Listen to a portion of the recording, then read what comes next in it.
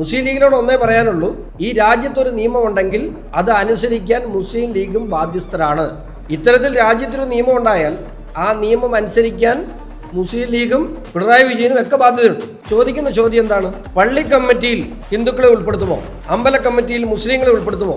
വഖഫ് board എന്ന് പറയുന്നത് പള്ളി കമ്മിറ്റിയോ അമ്പല കമ്മിറ്റിയോ മുസ്ലിം പള്ളിയുടെ മഹൽ കമ്മിറ്റിയോ അല്ല.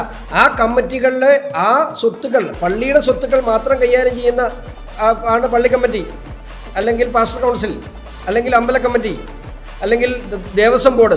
പക്ഷേ വഖഫ് കൈകാര്യം ചെയ്യുന്നത് മുസ്ലിം സമുദായത്തിൻ്റെ മാത്രം സ്വത്തുക്കളല്ല. കേരളത്തിൽ മാത്രമല്ല, ഓൾ ഇന്ത്യ തലത്തിൽ ഇതര സമുദായങ്ങളുമായിട്ടുള്ള നിരവധി കേസുകൾ, 40% വഖഫ് ബോർഡിൻ്റെ കേസുകൾ ഉള്ളത് ഇതര സമുദായങ്ങളുമായിട്ടാണ്. അതിൻ്റെ ഒന്നാമത്തെ ഉദാഹരണമല്ലേ മുനമ്പ് ഇവിടെ കിടക്കുന്നത്, 2 തളിപ്പറമ്പ് കിടക്കുന്നു. ഇപ്പം തന്നെ ഈ വിഷയം എന്താ? മുനമ്പത്തെ ഭൂമി ഉമീദ് പോർട്ടലിൽ നിയമവിരുദ്ധമായി ഉൾപ്പെടുത്തി. അതുകൊണ്ട് മുസ്ലിം ലീഗിനോട് ഒന്നേ പറയാനുള്ളൂ, മുസ്ലിം ലീഗ് ഈ സംസ്ഥാനം, നിങ്ങൾ കൂടി ഭരിക്കുന്ന ഈ സംസ്ഥാനം ഈ രാജ്യത്തിൻ്റെ ഭാഗമാണ്, നിങ്ങൾ മറക്കരുത്.